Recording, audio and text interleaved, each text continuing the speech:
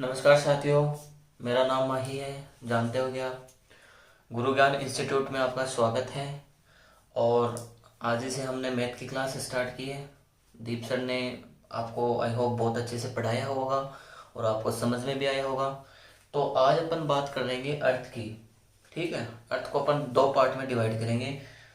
दो पार्ट में अर्थ अगर पॉसिबल होगा तो एक पार्ट में कवर अप करने की कोशिश करेंगे, बट मे भी हो सकता है अगर कवर अप नहीं हो पाता तो दो पार्ट में बनाने की कोशिश करेंगे। ठीक है, तो एक पार्ट में बनाने की कोशिश करेंगे। ओके, तो आज बात करते हैं अर्थ की। ठीक है, तो मेन चीज क्या है, जो अर्थ का जो आकार है, लोग कहते हैं कि पृथ्वी गोल है। अरे भाई साहब, वहम निकाल दो। पृथ्वी गोल कैसे होगी यार, आप बताओ मेरे को, कैसे होगी। कहीं आपने हिमालय देखा, माउंट एवरेस्ट देखा होगा, 8,848 जो मीटर ऊंचा है। ठीक है, समुद्र देखो कितने गहरे हैं। तो पृथ्वी गोल कैसे हो सकती है, पहले तो ये बताओ। अपना जो चेहरा है, चेहरा ये गोल है, नाक बाहर निकला हुआ है, आंखें धसी हुई है, तो ये गोल है। तो कान बाहर निकले हुए हैं, तो इसको गोल कहोगे क्या आप? इसी टाइप से जो अपनी अर्थ है वो है। तो आज बात करते हैं पृथ्वी की। पृथ्वी का आकार मैं आपको बता दूं, वो है जियोइड। क्या है? जियोइड है पृथ्वी का आकार। ओके, तो एक बार आप पृथ्वी का आकार देखो। ये है ओरिजिनल पृथ्वी की जो आप जो इमेज है वो ये है। ठीक है, देख सकते हो आप कैसे उबड़ खाबड़ है, बाहर निकली हुई है। और जो मतलब एक ये थर्मल इमेज है। जो ये किस टाइप से मैं बताऊं आपको, जैसे ये अर्थ है, ये यहाँ से ऐसे निकली, ये इस टाइप से सपोज है ना। ठीक है, तो ये अंदर धसी हुई है ना, तो ये अंदर धसी, तो इस टाइप से ये एवरेजन, ये मतलब राउंड शेप में मानते हैं। ठीक है, एवरेजन राउंड शेप में मानते हैं। और पृथ्वी वैसे राउंड है नहीं, एकदम राउंड नहीं है पृथ्वी, आप देख सकते हो। तो ठीक है, साइड हटाइए। तो अभी बात करते हैं जो जियोइड है। एक तो होता है जियोग्राफी, एक होता है जियोलॉजी। जियोलॉजी किसे कहते हैं? भूगर्भ विज्ञान, जिसे अपन ज्वालामुखी वगैरह उसी में पढ़ेंगे। तो वो पढ़ेंगे अपन जियोलॉजी में, वो यहीं से लिया है जियो।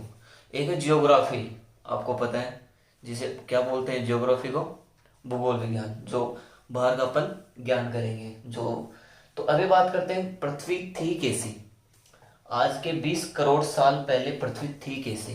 तो आपको एक इमेज दिखाता हूँ आपको, ये आपको इमेज दिख रही होगी। ठीक है, इसमें एक महासागर है जिसका नाम है पेंथासाला।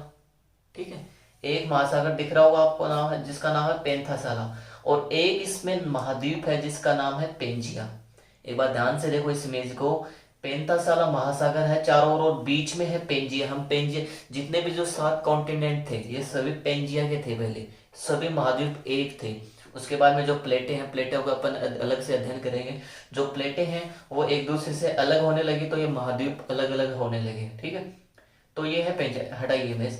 तो अभी बात करते हैं, क्या बात करते हैं कि जो उसके बाद में निर्माण होता है, जो 2 महाद्वीप बनते हैं। कौन कौन से महाद्वीप बनते हैं?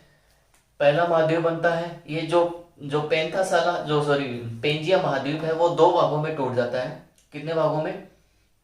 2 भागों में टूट जाता है। एक बार इमेज देखिए आप। जो पहला भाग है, जो ऊपर वाला भाग है, वो है कौन? लुरेशिया। क्या नाम है इसका? लुरेशिया। पहले वाला भाग का क्या नाम है? लुरेशिया। और बीच में जो भाग है वो है गोंडवाना। बीच में जो भाग है उसे क्या बोलते हैं? गोंडवाना। ऊपर वाले भाग को कहते हैं लुरेशिया, जिसमें जो यूरोप वगैरह है वो लुरेशिया के पार्ट थे पहले। ठीक है, और जो हम थे गोंडवाना के। जो ऑस्ट्रेलिया था, जो दक्षिणी अमेरिका था, वो क्या था? हम गोंडवाना लैंड के थे। ओके, तो बीच में क्या है? 33 सागर। बीच में क्या है? ये 15 करोड़ साल पहले की बात है। अब आप जो लगभग महाद्वीप देखते हो सहसा, वो महाद्वीप है ना। जो महाद्वीप देखते हो वो महाद्वीप पहले एक थे। जो हमारे ये लगभग 3-4 महाद्वीप गोंडवाना में थे, जिसमें अपना भारत जो देश है वो गोंडवाना में था। ओके, तो उसके बाद में धीरे धीरे खिसक के गया, और जहाँ पे 33 सागर है, जहाँ पे 33 सागर है, वहां पे किसका निर्माण हुआ? हिमालय का। तो एक बात देखिए कि भारत गया कैसे है, भारत किस तरह से जा रहा है धीरे धीरे। जो जो अपन जो चाइना के साथ मिलेगा वो किस तरीके से मिलेगा, एक बार देखिए। इस तरीके से भारत गया है ऊपर, और ऊपर जाके ये क्या करेगा?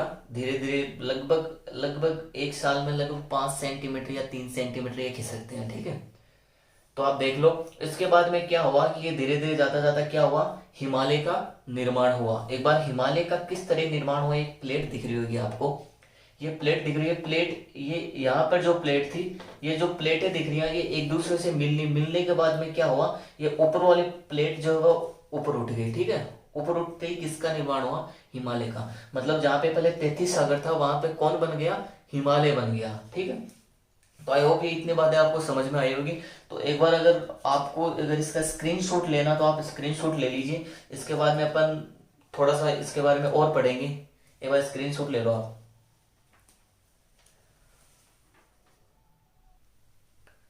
तो अभी आपने स्क्रीनशॉट ले लिया होगा, क्या ले भी लिया? चलो नेक्स्ट बात करते हैं अभी।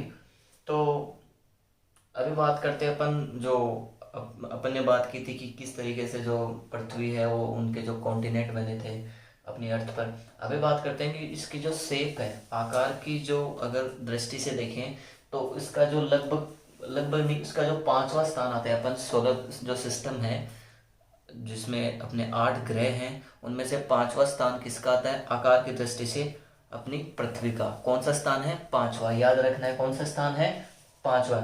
और सूर्य की जो दूरी के आधार पर देखें तो सूर्य से अगर दूरी के आधार पर देखें तो ये कितने नंबर पे आता है, तीसरे नंबर पे। एक बार आप इमेज में देख सकते हैं कि जो तीसरे नंबर पे जो दिख रहा है वो अपनी अर्थ है। ठीक है, तीसरे नंबर पे दिख रहा है वो अपनी अर्थ है। और जो अपनी जो पृथ्वी है उसकी त्रिज्या देखें तो वह 6371 किलोमीटर कितनी है, जो लगभग जो बुक्स वगैरह उसमें से 6400 किलोमीटर भी मिलती होगी, लेकिन जो अपन एग्जैक्ट देखें तो वो लगभग जो अच्छी बुक्स आती हैं, मैं नाम नहीं लूंगा, उसमें से 6371 किलोमीटर दिखा रखा है। ठीक है, किसी में 6400 मिल जाएगा, आप 6400 भी कर सकते हो, कितने, 6400। ठीक है, और जो पृथ्वी का व्यास है, व्यास पृथ्वी का आपको मैं बता दूं, ये अपनी पृथ्वी है। अगर अपन भूमध्य रेखा से देखें तो भूमध्य रेखा से देखेंगे तो पृथ्वी का व्यास है 12,756 किलोमीटर। कितना व्यास है पृथ्वी का, 12,756 किलोमीटर। और अपन ध्रुव से देखें तो वैसा है 12,713 किलोमीटर। यानी कि कुल मिला के कहें तो पृथ्वी ध्रुव से धसी हुई है, यानी एकदम राउंड शेप में नहीं, इस टाइप से पृथ्वी है। ओके, क्योंकि इधर से देखें तो दूरी कम है, इधर से दूरी ज्यादा है, तो दूरी कम होने का मतलब ये ध्रुव से धसी हुई है, याद रखना है। ठीक है, ध्रुव से इधर जो भूमध्य रेखा से है 12,756 और ध्रुव से देखें तो 12,713 किलोमीटर। अब बात करते हैं पृथ्वी की परिधि। पृथ्वी की परिधि, परिधि तो जानते होंगे, मैथमेटिक्स वाले सर पढ़ा देंगे आपको, तो भाई यार, तो जो पृथ्वी की परिधि है, पृथ्वी की परिधि है कितनी, 40,000 किलोमीटर। कितनी है, 40,000 किलोमीटर। कितनी, लेकिन आपको मैं बता दूं इसको भी किसी ने पार किए हैं, नाम बताएंगे आपको आगे, बट एक बार देखो आप 40,000 किलोमीटर अपन एग्जैक्ट देखें तो 40,077 किलोमीटर भी दिखा रखा है। और जो पृथ्वी का वजन है, पृथ्वी का जो वजन मैं आपको बताऊं तो पृथ्वी का वजन है 6600 अरब टन। कितना है, 6600 अरब टन पृथ्वी का वजन है साहब। यार कैसे पता लगा होगा 6600 टन, हाँ, बट देख लो आप 6600 टन वजन है पृथ्वी का। कितना है, 6600, सॉरी अरब टन, याद रखना 6600 अरब टन। तो सॉरी 6600 अरब टन पृथ्वी का वजन है। तो अब नेक्स्ट बात करते हैं अपन, जो पृथ्वी के चारों ओर चक्कर लगाने वाले प्रथम व्यक्ति बताएं। पृथ्वी के जिस इंसान ने पृथ्वी के चारों ओर चक्कर लगाया उसका नाम है फ्राडिनाथ मैगलन। क्या नाम है, फ्राडिनाथ, फ्राडी। जैसे अपन जो एकदम मतलब ज्यादा घूमता है फिरता उसे अपन मतलब हमारी राजस्थानी भाषा में क्या बोलते हैं, उसे फिरतोड़ बोलते हैं। ठीक है, तो ये फिर रहा था इसे फ्राडी यानी फिरतोड़। ठीक है, तो फ्राडी नाम जो अपने हिसाब से याद रख सकते हो आप। तो फ्राडीनाथ मैगलन नाम था और पृथ्वी का वजन कितना था, 6600 अरब टन साहब। कितना था, 6600 अरब टन, याद रखना है। अगर पृथ्वी का कुल अपन क्षेत्रफल देखें तो वो है कितना, 510 मिलियन वर्ग किलोमीटर। कितना क्षेत्रफल है, 510 मिलियन वर्ग किलोमीटर। यह तो सुना ही होगा ना आपने, जो पृथ्वी के 30% हिस्से पे अपन है और 40-70% पे कौन है, जो पानी है वो है। तो आप देख सकते हो लगभग 29% यानी 149 किलोमीटर जो मिलियन किलोमीटर है वहां पर तो क्या है, हम निवास करते हैं, और 361 मिलियन किलोमीटर स्क्वायर है, उसमें कौन है, कौन है, पानी है साहब। तो टोटल कितना हुआ, 510 मिलियन वर्ग किलोमीटर, कितना हुआ, 510 मिलियन वर्ग किलोमीटर। तो ये सब है, एक बार इनका स्क्रीनशॉट ले लीजिए आप, जल्दी करिए, स्क्रीनशॉट ले लिया हुआ। तो अभी बात करते हैं अपन अर्थ की, जो अर्थ जो चक्कर लगाता है सूर्य के, उसकी बात करेंगे। एक बात और बता दूं, अपने जो अर्थ के हैं वो एकमात्र उपग्रह है जिसका नाम चंद्रमा है, जिसे आप चंदा मामा बोलते थे पहले, ठीक है। मून एकमात्र ऐसे सैटेलाइट है अपनी अर्थ की, ठीक है। और जो अपन आगे प्लेनेट पढ़ेंगे उनके और आगे जो जितने जितने जो मतलब जैसे बृहस्पति है उसके और ज़्यादा है प्लेनेट, जैसे अपना शनि है उसके सबसे ज़्यादा प्लेनेट है, ठीक है। तो अभी बात करते हैं जो अर्थ का जो रिवॉल्यूशन है, अर्थ का जो जैसे अपन वार्षिक गति भी बोल सकते हैं। पृथ्वी जो है वो पश्चिम से पूर्व की ओर चक्कर लगाती है साहब। पृथ्वी क्या करती है, पश्चिम से पूर्व की ओर चक्कर लगाती है, इस टाइप से, किस टाइप से, इसी टाइप से, याद रखना है, पश्चिम से पूर्व की ओर चक्कर लगाती है पृथ्वी सूर्य के चारों ओर, ठीक है।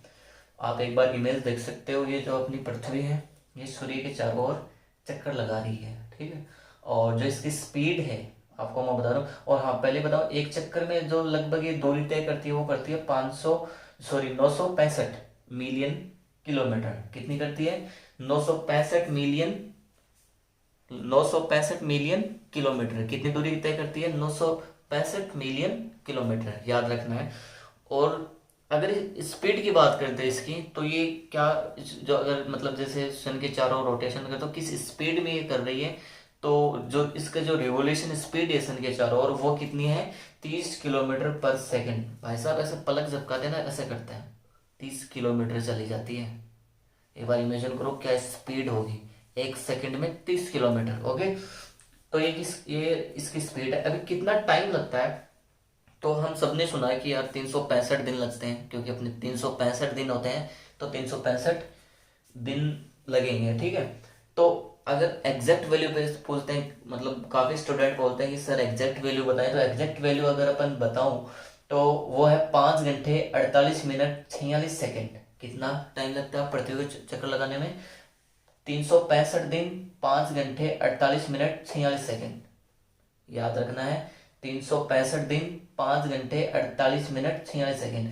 और अगर अपन शॉर्ट फॉर्म में देखें तो 365 से 1/4, 1/2, ये 1/2, ये 1/4 प्लस 1/4 प्लस 1/4 प्लस 1/4, ये बनकर क्या होता है, 1 बनता है। तभी 4 साल बाद में जो फरवरी है, फरवरी 28 की जाके कितनी की आती है, 29 की, कितनी की आती है, 29 की। तो ये बेसिक नॉलेज है, थोड़ा सा ज्यादा काम की बात नहीं है अपने। तो जो एग्जाम में क्वेश्चन पूछे जाते हैं वो ये पूछे जाते हैं। तो एक बार मैं आपको बता दूं, इसका जो इफेक्ट है, इसका जो प्रभाव है वो क्या पड़ता है। चक्कर लगाते ये सन है, ओके, ये सन है और ये अपनी अर्थ है। तो इसके चारों ओर चक्कर लगाएगी तो क्या प्रभाव पड़ेंगे, पहले तो बता दूं, वर्ष बनता है, पूरे चारों ओर चक्कर लगाता है तो 1 वर्ष पूरा होता है, ठीक है। नंबर 2 अगर बात करें तो दिन रात का छोटा बड़ा होना। अब दिन रात का छोटा बड़ा होना क्या होता है, ठीक है। तो दिन रात छोटे बड़े कैसे होते हैं, मैं आपको बताऊं, ये अपनी अर्थ है, ठीक है। ये क्या है, भूमध्य रेखा, मैंने पहले चैप्टर में ये बताया था आपको, ये क्या है, कर्क रेखा, और ये क्या है, मकर रेखा। भूमध्य, कर्क और मकर, ठीक है साहब। एक बार आप अगर वैसे इमेज देखनी चाहो तो ये देख लो, ये है जो ऊपर है वो कर्क रेखा है, बीच में भूमध्य रेखा है और ये नीचे मकर रेखा है। तो क्या होता है, हटाइए, तो क्या होता है कि जब 21 मार्च और 23 सितंबर को क्या होता है सर, 21 मार्च और 23 सितंबर को क्या होता है कि जो ये भूमध्य रेखा है ना, ये भूमध्य रेखा वो सन के एकदम सामने होती है साहब। भूमध्य रेखा सन के एकदम सामने होती है 23 मार्च को, ठीक है, सॉरी 21 मार्च को और 23 सितंबर को। तो तब क्या होता है कि दिन रात बराबर होते हैं, दिन रात बराबर। 21 मार्च और 23 सितंबर को भूमध्य रेखा क्या होती है, सन के एकदम सामने होती है, तब दिन रात बराबर रहते हैं। अब बात करते हैं 21 जून। 21 जून को अपना जो उत्तरी गोलार्ध है, अब गोलार्ध में बता दूं आपको, ये जो अपनी अर्थ है, ठीक है, ये भूमध्य रेखा के ऊपर उत्तरी गोलार्ध हो गया साहब, और ये दक्षिणी गोलार्ध हो गया। तो अपन बात करते हैं उत्तरी गोलार्ध की, ठीक है। तो 21 मार्च को क्या होता है कि उत्तरी गोलार्ध में सबसे बड़ा दिन होता है। जिसे अगर क्वेश्चन पूछ लिया जाए कि राजस्थान का सबसे बड़ा दिन कौन सा है, तो क्या होगा भाई साहब, 21 जून। कौन सा होगा, 21 जून को सबसे बड़ा दिन होगा उत्तरी। राजस्थान में भी पूछ सकता है आपको, और आपको भारत में भी पूछ सकता है, एशिया में भी पूछ सकता है। उत्तरी गोलार्ध में जो जो आते हैं उनमें क्या होगा, 21 जून को सबसे बड़ा दिन होगा। और इसके अपोजिट दक्षिणी गोलार्ध में क्या होगा कि 21 जून को सबसे छोटा दिन होगा, इसके अपोजिट होगा, ठीक है। और अगर 22 सितंबर की बात करें, 22 सितंबर में क्या होगा, 22 सितंबर को क्या होता है, उत्तरी गोलार्ध में सबसे छोटा दिन होता है। इसके अपोजिट समझ लें, अगर यहाँ पे सबसे बड़ा दिन है तो सबसे छोटी रात होगी। अब बात करके सबसे बड़ी रात की, तो जो 22 सितंबर दिसंबर है, 22 दिसंबर को क्या होता है कि सबसे छोटा दिन होता है। क्या होता है, सबसे छोटा दिन होता है उत्तरी गोलार्ध में। और दक्षिणी गोलार्ध में क्या होता है, इसके अपोजिट होता है। तो 22 सितंबर को सबसे छोटा दिन होता है और सबसे बड़ी रात होती है। क्या बोला मैंने, 22 दिसंबर को, साहब याद रखना, 22 दिसंबर को। और अपोजिट होंगे, उत्तरी गोलार्ध में जो होगा वो दक्षिणी गोलार्ध में नहीं होगा, मतलब इसके अपोजिट होगा। अगर उधर दिन बड़ा है तो इधर दिन छोटा होगा, ठीक है, रात बड़ी होगी। तो ये सब सिस्टम है, ठीक है। और अगर अपन दूरी देखें सन की और अर्थ की, तो वो लगभग 14.9 करोड़ 14.98 करोड़ किलोमीटर है। मिलियन करोड़ किलोमीटर है, याद रखना है, करोड़ किलोमीटर। एक बार इसके स्क्रीनशॉट ले लीजिए आप, ताकि एकदम अगर आप नोट करना चाहो तो नोट कर लो। ओके, तो स्क्रीनशॉट ले लिया होगा आपने।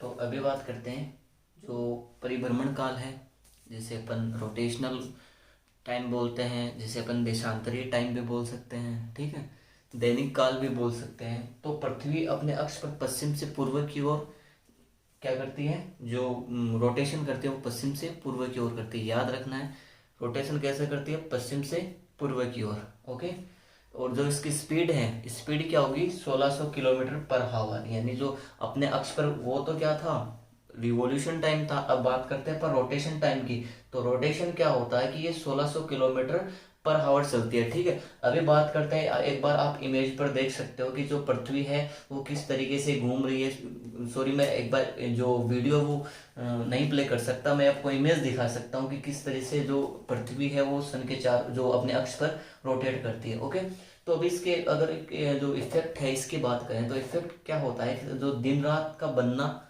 नंबर 1 है दिन रात का बनना। क्योंकि जैसे ये सन है साहब, ये क्या है, सन है, और ये है पृथ्वी। ओके, पृथ्वी, ये है पृथ्वी, ठीक है।